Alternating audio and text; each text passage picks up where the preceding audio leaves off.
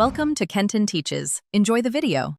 You start by enabling the console or installing the accepted mod so commands are available. This gives you direct control of the game state. Press the assigned key, often the backtick, to open the input line. Once done, make sure you save the run first so you can revert if needed.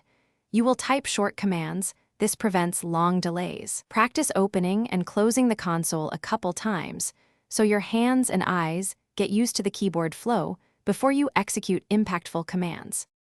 You now put commands into practice. Type give plus the item ID to spawn pickups or items and hit enter to apply them instantly. Then try set or modify to change HP, damage, speed, or tiers for experimentation. This shows you how the game responds. If you need multiple effects, separate commands with semicolons and run them in one go. This saves time and keeps results consistent. Make sure to watch the immediate feedback so you learn which commands do what.